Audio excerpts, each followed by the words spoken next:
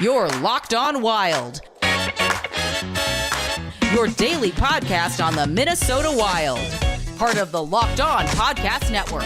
Your team every day.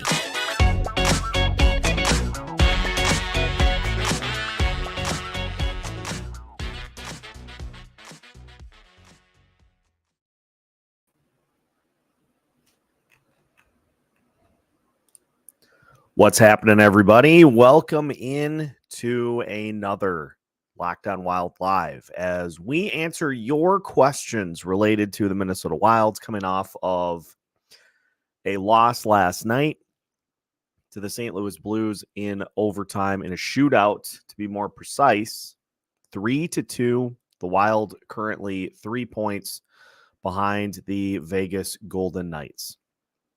And so we'll take your questions, whatever is on your mind in regards to your favorite Minnesota Wild hockey team. As we just look here, the Wilds now 33, 27, and 8, 33 and 35. 3 points behind the Vegas Golden Knights for the final wild card spot. And for the Wild, their next game coming up is against the Anaheim Ducks Tuesday night. Then they play the Los Angeles Kings on Wednesday. That's going to be an important one for the Wild, to say the least. So another big week.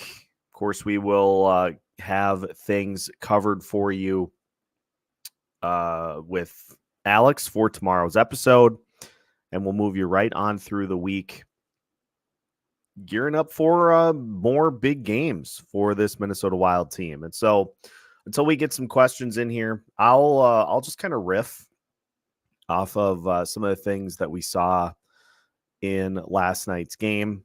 The Blues taking on the Anaheim Ducks tonight.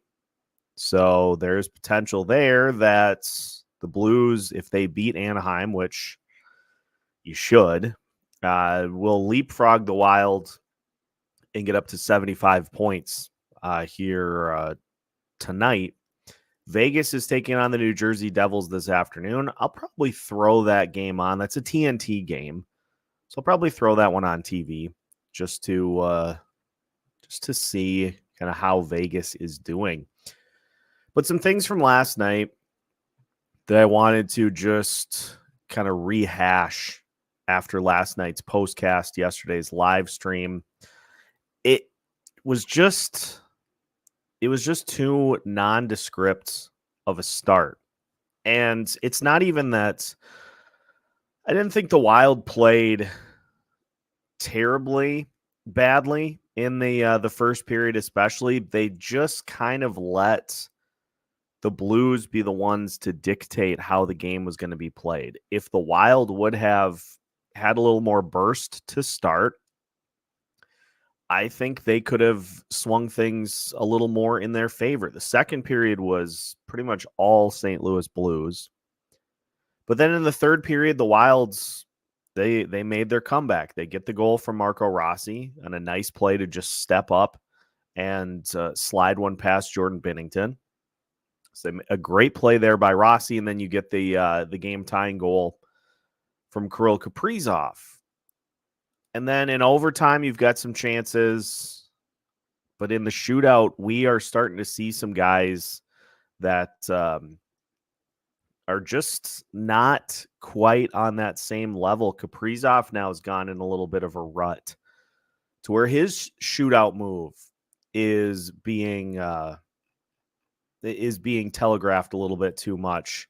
Binnington was ready and waiting for that type of shot, and he just made the save. And then you get Matt Zuccarello, who just pushes it over the top of the net.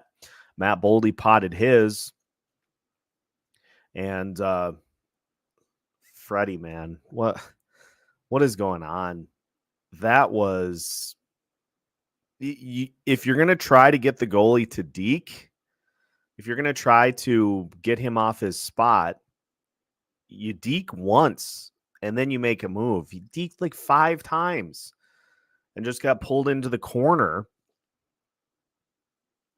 That's not gonna get it done for a shootout. Kirill, by the way, 0 for 6 in shootout attempts this season. Matt Zuccarello is 3 for 6. Matt Boldy is 3 for 4. And beyond that, Freddie 0 for 2. Pat Maroon took 1. Marcus Johansson's 0 for 1. Marco Rossi's 0 for 1. So the shootout attempt thing is just another one of those weird metrics that it's one of those weird metrics that can sometimes win you games, but it's not something that you can really rely upon. Just like the empty net magic that this team had 2 years ago. It's not a sustainable model to keep success coming. So that was, at the end of the day, it doesn't eliminate you from the postseason, but it feels like that was 2 points that the Wild could have pretty easily captured had they just gotten off to a better start and not played into what the Blues were trying to do throughout the course of the game. It was very, very tight back and forth. Just not just, I don't know. It wasn't, it was a very winnable game, and just Wild just could not pick it up. Now let's look at what Marat Huznadinov did in last night's game.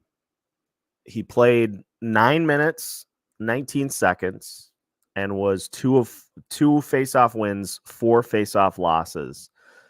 That was pretty much it. But we saw last night a heavy amount of minutes from the first and the second line. All the guys in the top 6, with the exception of Marcus Johansson, played 20 plus minutes. Matt Boldy and Kirill Kaprizov played 24 plus. 20 minutes for Hartman, 20 plus minutes for Rossi. Zuccarello had 20 plus minutes. And so this further illustrates the point that the bottom 6 just has not been able to get it done by and large.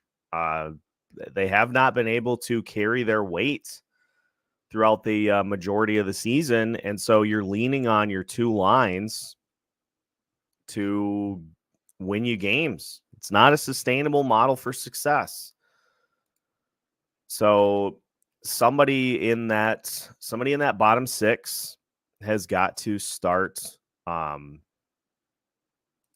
of helping to shoulder the load. And Todd is exactly right here. It would not surprise me in the slightest if the Anaheim Ducks end up beating the St. Louis Blues. I would not be shocked by that even a little bit, because you've got these 2 teams in the Blues and the Wild who are just very, very Jekyll and Hyde. And so, yeah, if I see the box score and see that St. Louis got it done, I wouldn't be surprised even a little bit. Let's just look at some of the stats. Again, I like to go from 2024 to now to try to illustrate a few points here. And I'm going to look at just the guys that played in the bottom 6 last night. And I'll add Marcus Johansson in, because guess what? Marcus Johansson in his last 29 games, he has 7 points and 34 total shots. He's got 5 goals, 2 assists, 7 total points in 29 games. Marcus Foligno has 6 points in 17 games. He's got 4 goals and 2 assists. Freddie Gaudreau has 4 points in his last 30 games. Vinny Lettieri, 3 points in his last 19 games. Jacob Lucchini, 2 points in his last 25 games.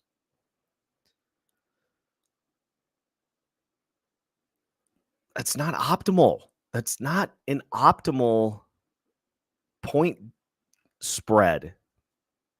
Yes, Kirill has 42 points in 27 games. Eriksson Ek got 35 and 31. Boldy's got 32 and 33 games. Even Zuccarello's got 27 points in the last 30 games. Brock Faber, 22. Ryan Hartman, 21. But like you've got a bunch of guys in that bottom six or who are supposed to be key contributors that are below 10 in 30 games since we flipped to 2024. It's not great. I'm glad Carlos pointed this out because that was big news that happened just 15 minutes ago. The Minnesota Wild have reassigned Vladislav Firstov to the Iowa Wild. He collected 35 points, 17 goals, 18 assists in 65 games with Torpedo Nizhny Novgorod of the KHL, and ranked third on the team in goals and tied for third in scoring. So let's see. I was just trying to see if anybody quote tweeted that Firstov tweet, but that is an interesting addition. And Russo confirming it that Firstov is headed to Iowa for the rest of the season. So whether that means that we see him at some point here down the stretch, or if he just is another body that gets added to the training camp pool for next year to potentially be part of this roster next year, this will be interesting to see how this plays out, because Firstov was somebody who kind of he left, and we'll see how that plays out here the rest of the season. It seems to me that Mojo can only get a shot on net from a rush. Can't do anything in tight. Got to go. I don't disagree here. It seems like the only instances in which you get looks from Johansson are trying to tap one in off a rush. Like he does not shoot the puck a ton, and honestly, not super accurate when he does. There was the one shot last night in which he does kind of the 360 spin. Not even close. Like didn't get close to the net to generate a shot attempt. And it just feels, and it's something I think it's very telling that as many people that watch this team and as many people that listen to this show all key in on the fact that, like, if you just got somebody who more consistently shot the puck, maybe had a good one-timer, perfect spot on that second line to just be like, it's the equivalent in the NBA of having somebody in the corner who's capable of knocking down a three-point shot. If you had somebody who could just kind of drift off to one of the face-off circles and get set up for a one-timer so that when Marco Rossi crashes the net, he can kick it out to that right side and blast one home, or the left side and blast one home for a one-timer. But Marcus Johansson is not that guy. Marcus Johansson skates reasonably well, but that's it. And it's very clear now that he was kind of the third wheel on that Eriksson Ek and Boldy line last year, in which he had, I think, 18 points in 20 games down the stretch. But also keep in mind that was a contract year. And the contract year bump in performance is a thing. It is very much a thing. It happens all over sports. And we fell for it hook, line, and sinker. Mike joining us here today. What's happening, Mike? How you feeling after last night's game? Fourth line has never been the same since last year when Mason Shaw tore his ACL. Shaw, Duhaime, and Dewar had some great chemistry together. Yeah, I was never in favor of the decision to make Dewar and Duhaime the ones that were traded. Those, and it's not to say that the skills that they bring aren't the skills that they bring are important for sure, but it's also not something that is like, it could be, you could find those um you could find those skills with other players, but Lucchini and Lettieri, there just are too many guys who are collecting minutes skating on this team. And by the way, Brandon Duhaime, since he went to Colorado, he does have a point in the 4 games that he's played. I have been watching a little bit of Avs Twitter. They are raving about what he brings to the table. Raving about what he brings to the table. So turns out there was something to the Duhaime secret sauce that the Avs just love. And penalty kill is struggling a little bit since the trade. Not a surprise. It's just the wrong guys were prioritized. Our line combos are always baffling. Like, it took literally years for Boldy and Kaprizov to actually play together. See, this again is something where I'm starting to talk myself more and more into this, that the line combinations are suggestions from higher up. Again, part of my head still says that it sounds insane that your GM would be dictating line combinations, but there just is so much that we see that runs polar opposite of how these lines are constructed.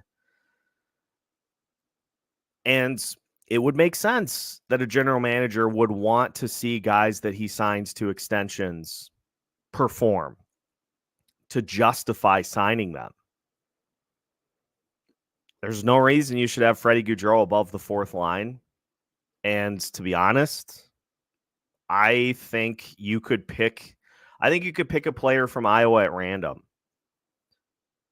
and put them in that second line spot, and it would be better than what you're getting from Marcus Johansson. I think you could pick a player at random. Like, just throw a dart at a dartboard and pick a name.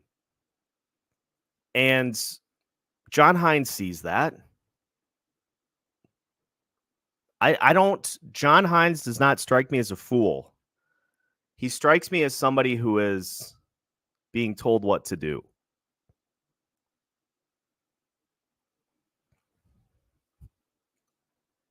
The more I say it out loud, the more it makes sense.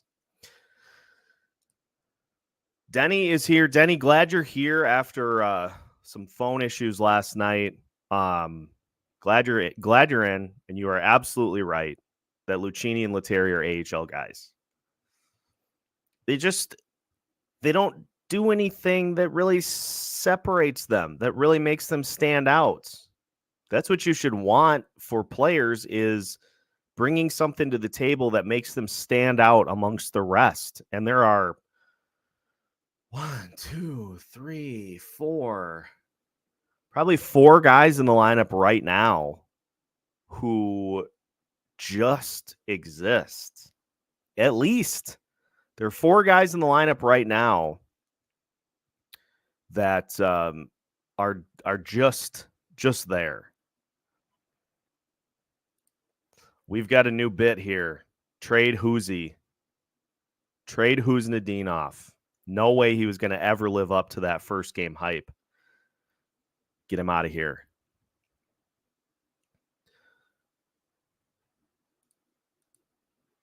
If Ek is back, what do we do? This is a good question. I go back to Ek on the top line. with Kaprizov and Boldy. That line was just destroying people. I go back to it. But you have to find something for that second line. You got to find something better. Marcus Johansson, he played on the third line for one game with Hartman in that spot. Honestly, at this point, I know we would rather see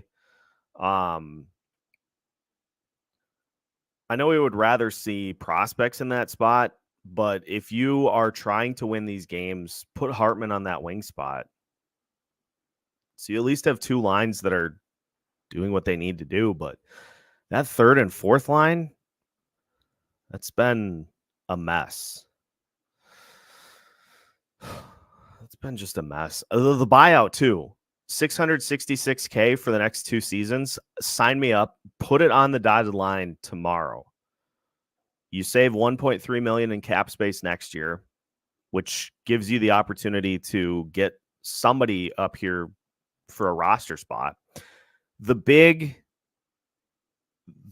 spot in terms of, the benefit. What would the benefit be of buying out Marcus Johansson? It's that roster spot and the ability to get somebody in here that can do something. Pulse. Somebody with a pulse. That's what that roster spot can offer you. And just go pick a name. Just draw one at random to fill that spot. Urban joining us. It's okay. We have AHL fillers up while the youth seasons. We're not making the playoffs. It's okay. You don't become the Lightning overnight. Yeah, I think we're all in. I think pretty much all of us are in this same spot, but the team isn't. The team is going to continue to push.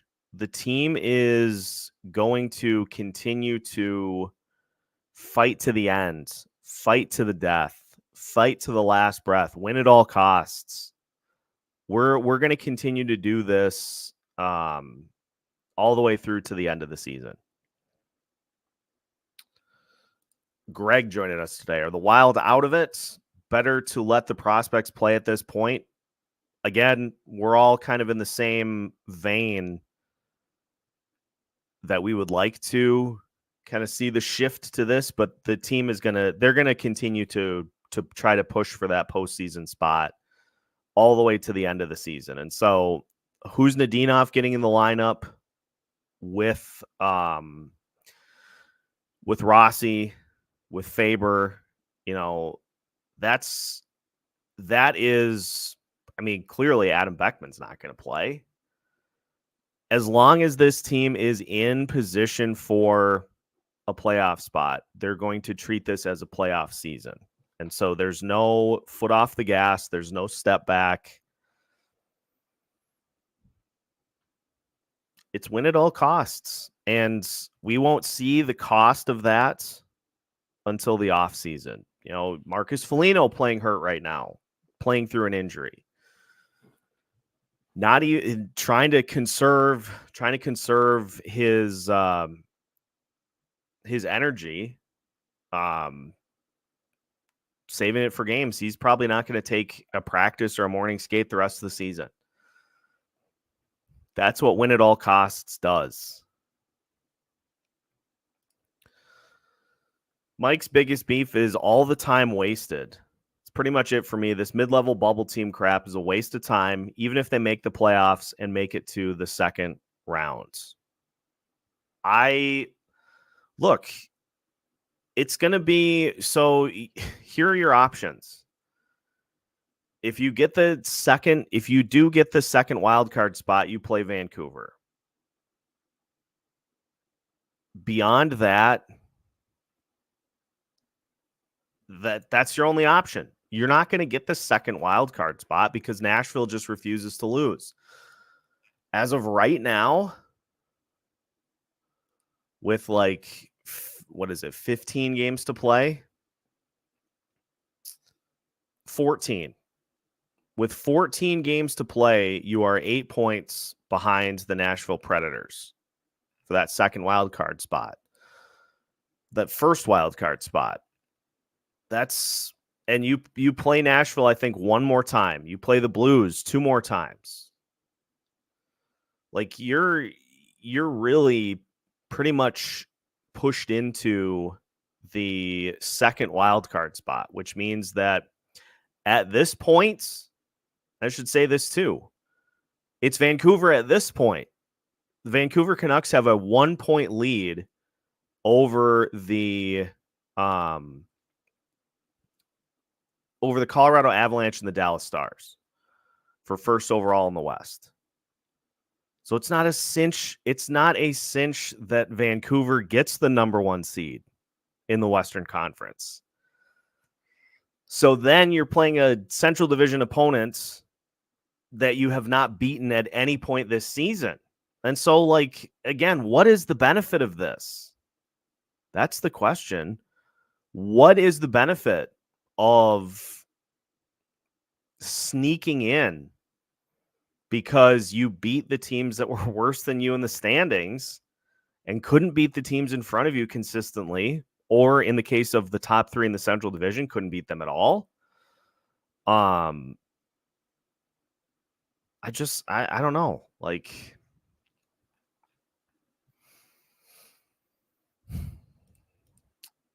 let's give Housie a shot at number 1 center. I'm all for it. See how players respond to being given opportunities in the top 6. You can't just assume that somebody's not ready for a situation because they're not producing points on the third line. Well, look at who you've got as line mates. Look at who you're giving Husnudinov as line mates. Go put him in an opportunity and see how he responds to it. It's as simple as that. Same thing with Adam Beckman. Denny's right here. Give him an opportunity in the top 6. You pigeonholed him in as a bottom 6 guy. He has not. He had 1 point in that spot earlier this season. But look who he's playing with. Like, you put guys in these spots and then you're like, oh, geez, how is this player not performing better? I wonder why. Look at where you're putting them. You're not putting them in an opportunity to succeed. I didn't think today was going to be a rant episode, but you're not putting guys in opportunities to succeed. And if they're not ready for it, if they show that they're not capable yet of handling it, okay, then you drop them down in the lineup. But is there anyone that can make a compelling case to me that Marcus Johansson deserves to continue to get second line minutes? There isn't one.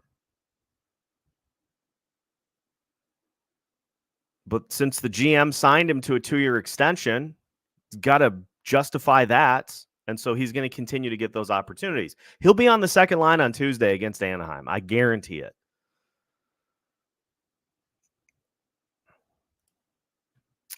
I hope we keep Gus. He isn't this bad. He's not going to be that .930 save percentage again, but even .910 is good. And I think he gets back there next year. This Philip Gustafson's in, as far as I can tell, Philip Gustafson is just in a position in which he needs to kind of react to how the league is handling him.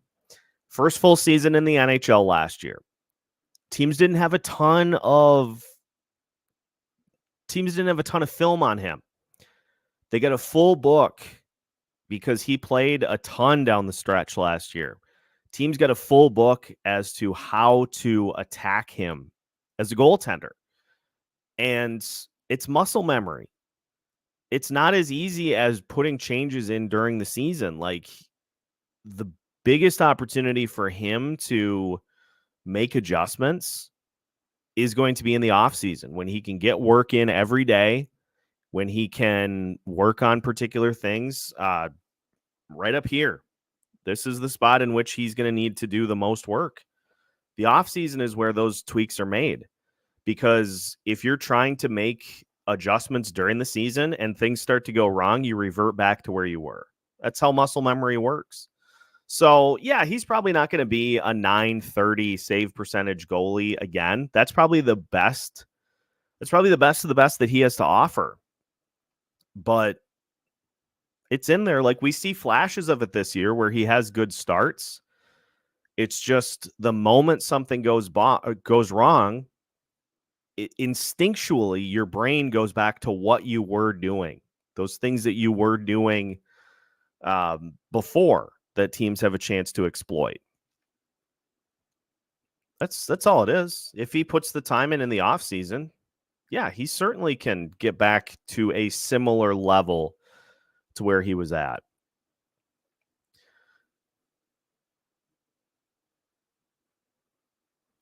I think I've seen Russo talk about this, that they're going to give Riley Heights every opportunity in training camp to potentially get at least one of those 9-game showcases.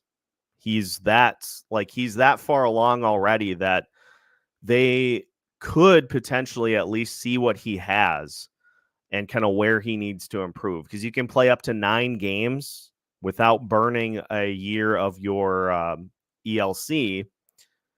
And so with this team, with this roster, unless Bill Guerin makes a big swing in the offseason to shake things up, unless they make a big swing, you're largely going to get the same team back next year. So you could certainly keep Riley Height on the roster for like a 13th forward for a while and get him into a few games to kind of see where he's at. But that's the latest that Russo has reported. So it won't shock me at all if we see him in training camp. If he impresses there, then he could, I don't know if he would make the roster and come with the team to start the year, but he would at least be one of their call-up options, depending on injury. Because like you don't lead the WHL in points by accident.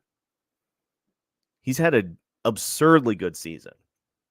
So don't be surprised if you see Riley Height's name in training camp and then potentially into the season as well.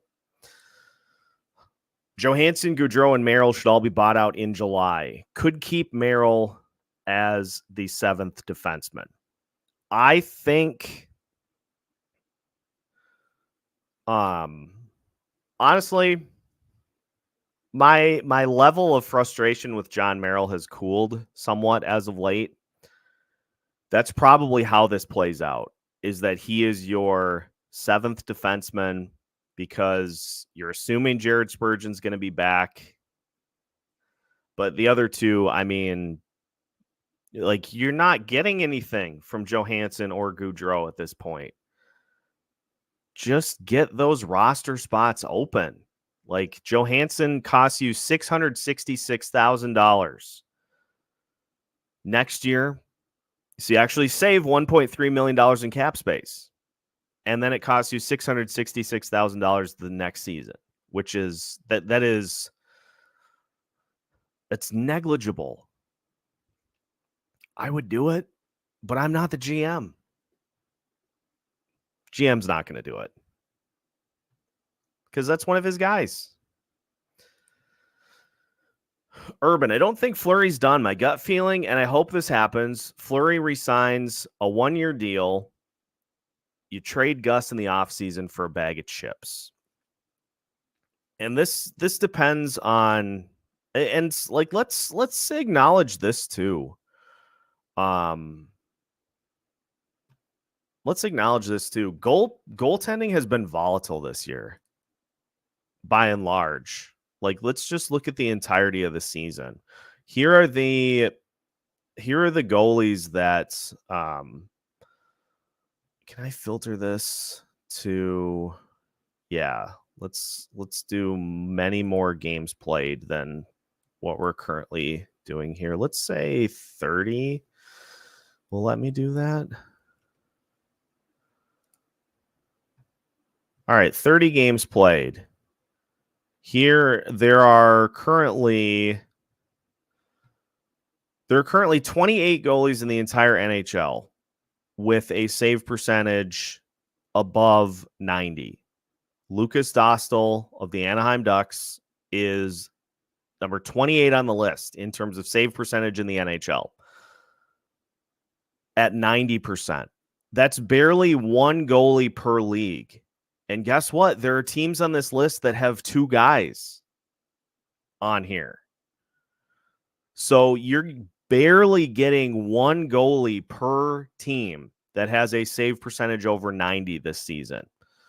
Looking at some of the regulars that are getting time here. Andre Vasilevsky right now has an 898 save percentage. Jake Ottinger has an 896. Philip Gustafson has an 894. Darcy Kemper is an 890. Darcy Kemper's not great, but Ilya Samsonov, he's got an 889. Goaltending has been volatile this year and has been for the last couple of seasons, to where you can be really good one year and the NHL just gets the book on you the next. So what I would say is this for Gus. I'd say the team will give him the offseason to try to get things figured out and maybe revisit at the trade deadline or in the offseason next year, because you still have Gustafson under team control for next season and the season after. So even if you would decide that you want to go to Jesper Wallstedt and just get a backup, you could still do that after next season, and you'd still have a market for him. But I don't think Bill Guerin is going to go down that route until he's absolutely certain that Jesper's ready. And a lot of it depends on Fleury too. If Fleury decides to come back, then you get a decision on your hands. But that's kind of where things are at least from the goaltending situation. Wonder how veterans like Hartman would feel if Murat was allowed to play as the number one center. If they're worried about that, I don't want him on the team. Like, if you're worried about a young player taking your spot, when I know everybody says, like, well, Hartman had 35 goals 2 years ago. And look, it's not a knock on Ryan Hartman. This isn't. Ryan Hartman was playing on a line with Kirill Kaprizov and Matt Zuccarello. Matt Zuccarello had 79 points. Kirill Kaprizov had 107. And there were, how many instances were there when Kirill was the one setting Hartman up for those goals? It's not to say Hartman doesn't have talent, because obviously he had to still score, but I think he just is more suited as a bottom six guy that can fill in the lineup in a pinch when needed. But he's just more suited as a bottom six guy. Murat's ceiling is middle six right now. And as a young player, you get more jump from those guys than you do by and large from veterans as they age. And so if a player would get upset about giving a young player an opportunity to see how they react in particular spots, get the hell off the team.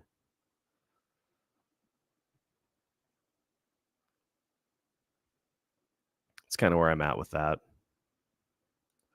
Goaltending can be very volatile. Anything could happen with Gus next season.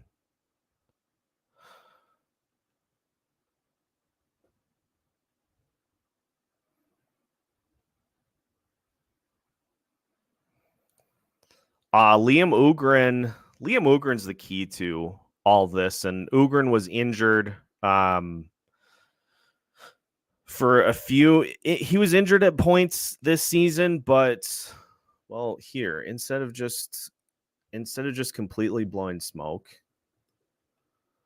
why don't I just use the tools at my disposal, aka the World Wide Web?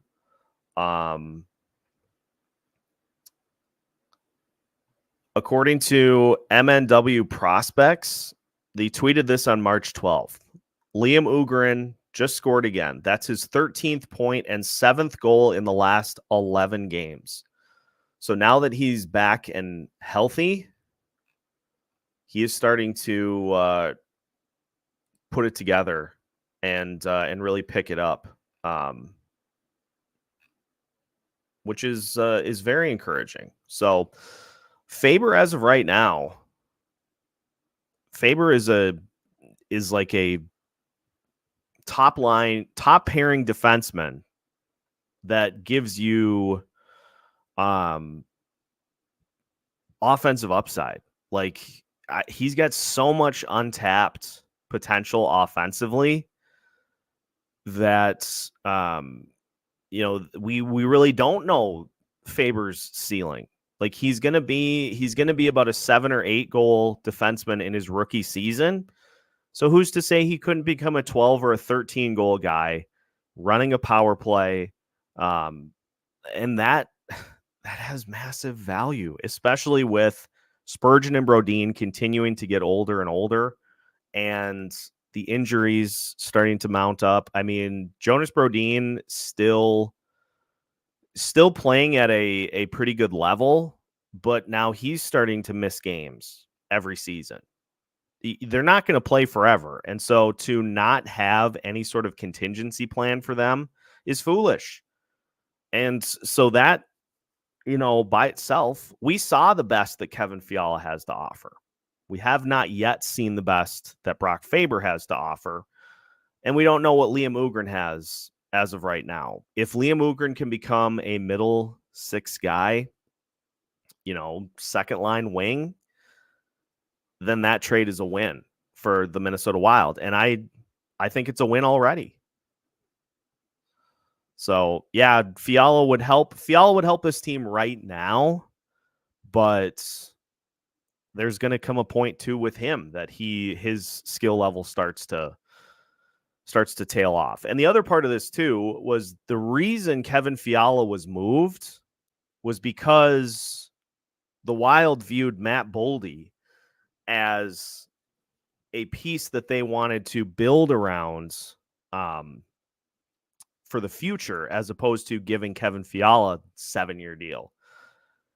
They did that with Boldy because then he'll be 28 by the time the deal is done. And the hope is that he massively outplays that $7 million per year cap hit when he is 25, 26, 27, 28, as opposed to where Fiala right now, he's probably meeting his salary, but he's not really exceeding it. So it's looking like a win for the Wild, but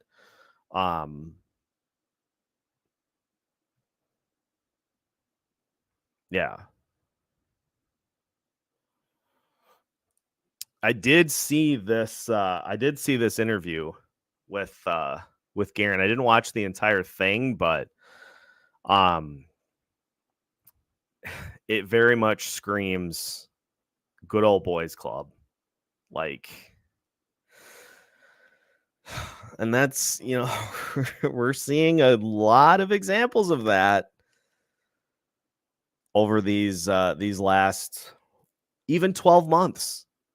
We're seeing good examples of kind of how that mentality plays out. Do you know how Spurgeon is doing? Last update that I had, and again, I'll use the tools at my disposal as opposed to simply guessing.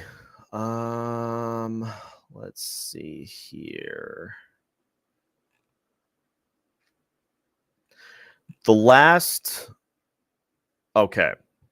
Michael Russo from March 12th. Jared Spurgeon had his second surgery last Tuesday and is walking around looking fit as a fiddle, which is great. But again, being able to walk around like normal is one thing, but being able to get on the ice and skate around and make plays is entirely another. So I still have major reservations as to whether or not Spurgeon's going to be able to get back and be productive, which I think is another reason as to why Zach Bogosian was re-upped. I can't count on Spurgeon to be on the roster day one. I just can't. Is it possible that he does? Sure. It's very possible, but I don't want to commit to that.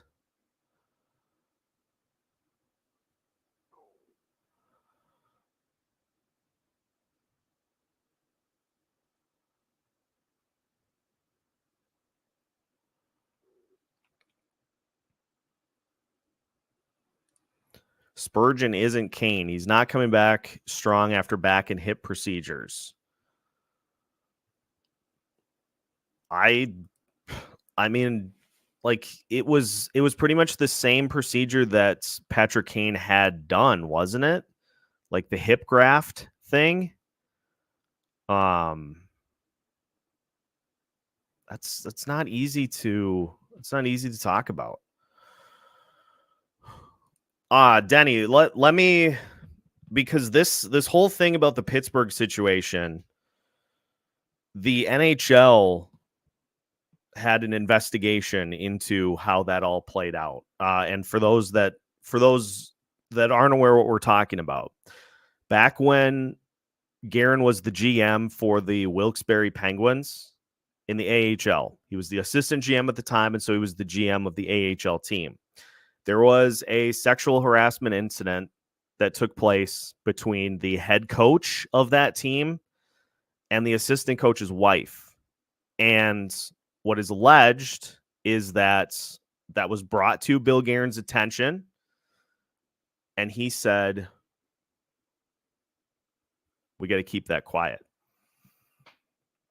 The NHL did an investigation into this and deemed that there was no wrongdoing that had taken place.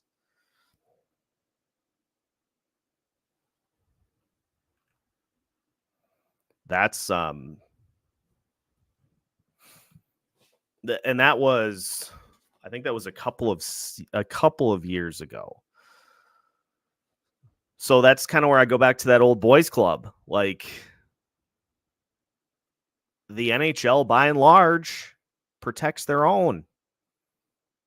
Joel Quenneville is going to probably get a job here this offseason.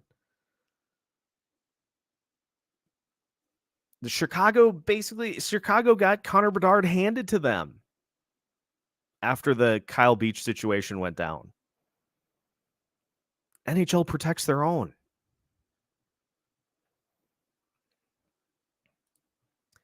They definitely snipped a clip of your voice for that Becoming Wild episode. Okay, now I'm definitely going to have to watch. And it's probably the only clip that they could find that was remotely positive.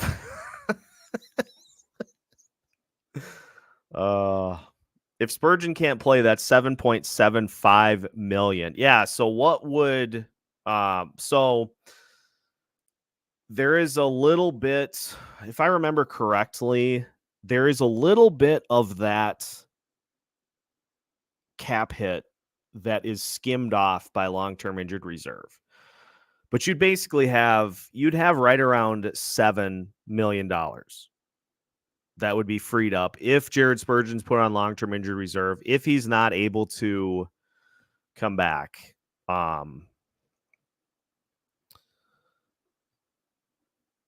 That's money that the Wild would have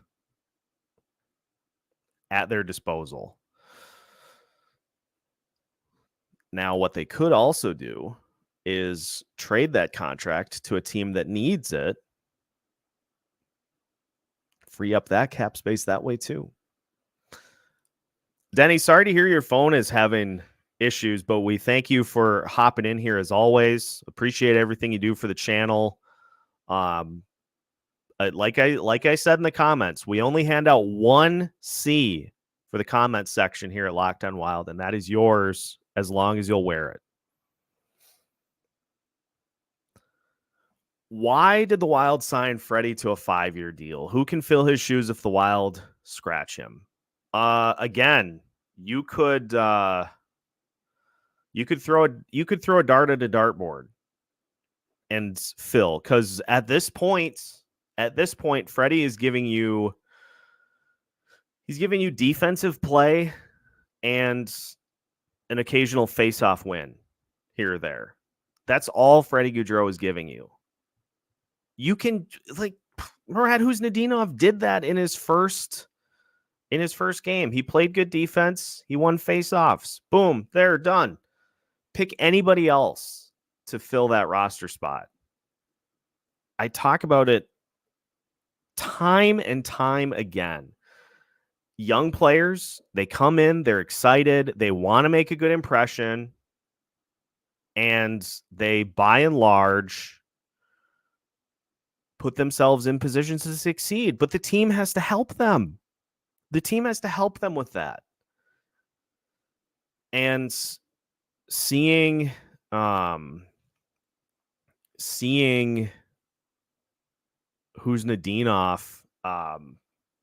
slide a little bit in his second game in the NHL, it tells me that he just was not put in a good spot to succeed. We are getting a lot of Denny's been on this from day one. Mike also asking about Jake Gensel coming home. Let's talk about this a little bit. Let me just look at the Gensel train, because I want to see some particulars. No, that's not what I wanted. He plays for Carolina now. You doofus. Why are you looking at the New Jersey Devils?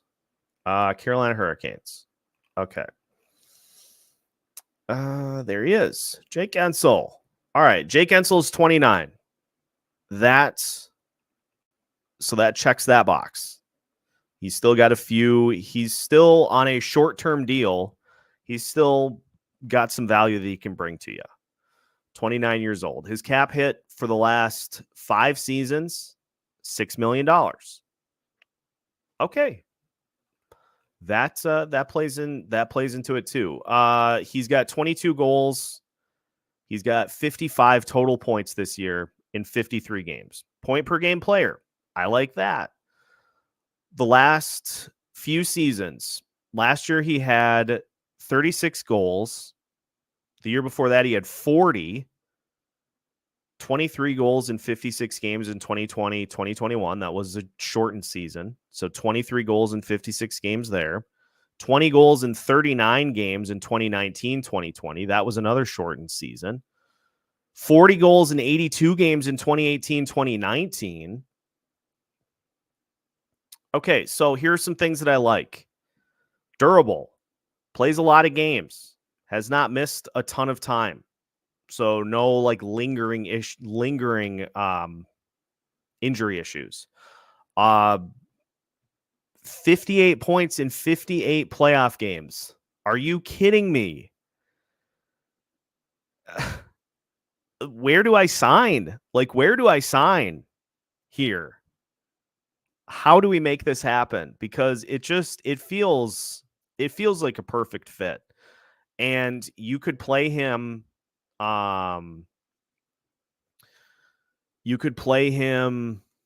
first line, second line. And this is kind of a part of the situation that is playing out in my mind too. And raise your hand if you agree, or just say that you agree with my line of thinking here. I feel like Bill Guerin's going to have to make some changes after this season. You can't justify, you know how many people would riot if you went into next season with the same mix, saying that we're going to just do this again? I know the limitations exist. I've acknowledged the limitations exist. You know how many people would just be so done with this team if you come back and just do the same thing? You just run it back for the third straight season. So it feels like there are going to have to be some changes made. And I'm not talking little changes. I'm talking some big ones.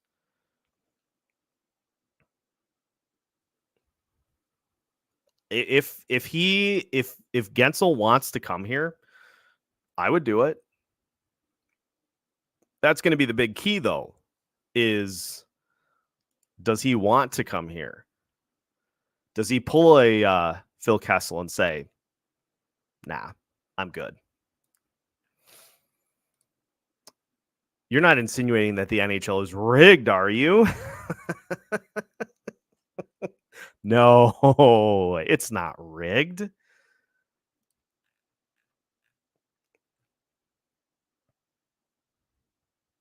Yeah, and again, like it feels like, and if we go into next season and there haven't been any changes made, we're going to I'm going to light something on fire.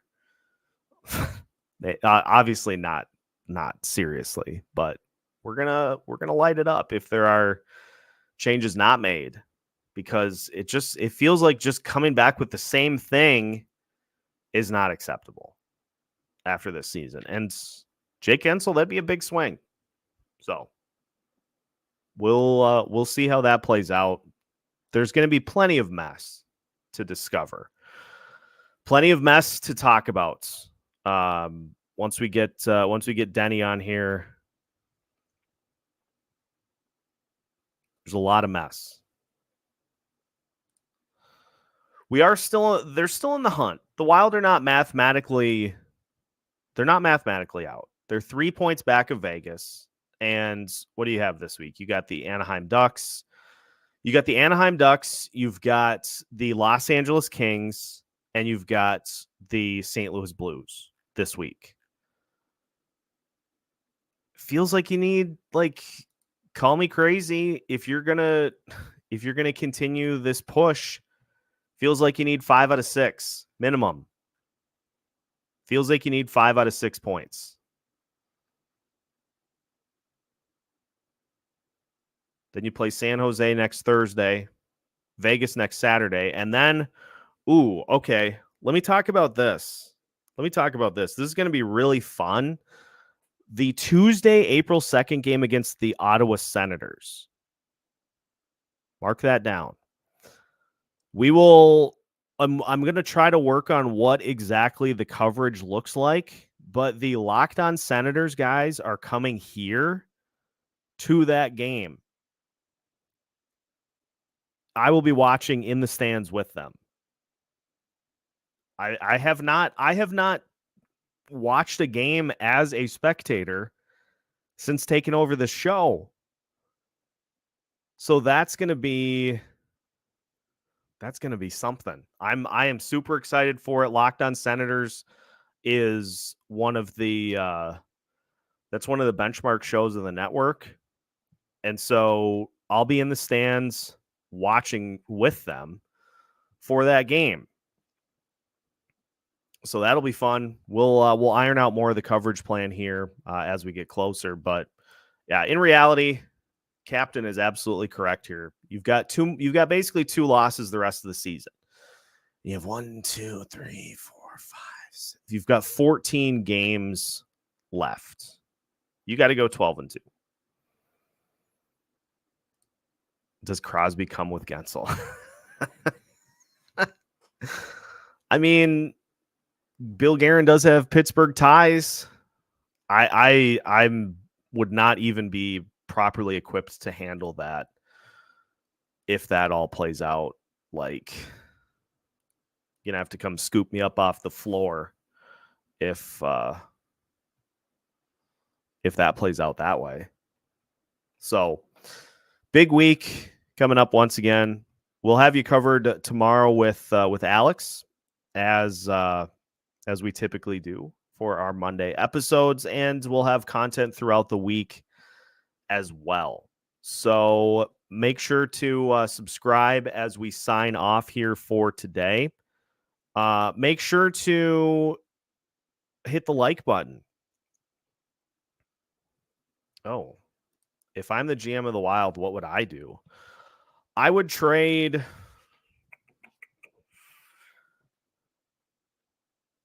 This is a good question. If I am the GM, this kind of made me tap the brakes a little bit. If I was the GM of the Minnesota Wild, you have to move. You have to either long-term injured reserve or move one of the Brodin Spurgeon contracts. Number one, you move Freddie Gaudreau. You buy out Marcus Johansson. So that's like $10 million in salary cap space right there. You know what? No. This deserves a full episode. This deserves a full episode. Tuesday's episode will be what I would do as GM. Great question, Zach. This deserves a full episode. This deserves me putting some time in, not flying off the cuff. Great question. Tuesday's episode will be what I would do as GM. Great question. Glad you asked. And then we'll open it up to the comments. Everybody can put in their plan for what they would do. That's Tuesday's show for you. So, great idea. Let's get everybody involved. Let's turn this into I like this. Denny's got some thoughts. I am anxious to hear them. Tuesday's episode, what I would do as GM. So, all right, we're going to cut the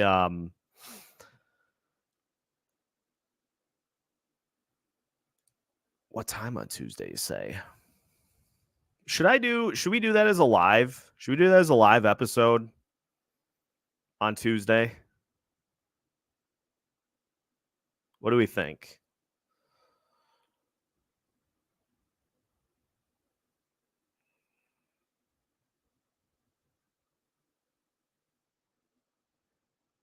Well, we'll iron it out. It'll probably be in the afternoon. Once I get finished with work for the day, I'll get that ironed out, Urban, and I'll put that in the chat. Yeah, this feels like this needs to be a live episode. So I'll do it in the afternoon. I'll post it in everybody knows where the community posts are at, right? Well, I'll figure it out the rest of this afternoon, and then we'll let you know in tomorrow's episode when it will be. Probably going to be, I'll just say 4:30 right now. Just tentatively, but I got to make sure that I got to check my work schedule when I get into the office tomorrow, to make sure that that's not going to be an issue. So let's say 4:30 Central Time on Tuesday. If that is not the case, I'll make sure to let everybody know. But then what I'll do too is I'll schedule it in advance. Too, so that everybody has enough fair warning about it. I'll schedule that tomorrow. So we'll do a Tuesday live. How about that?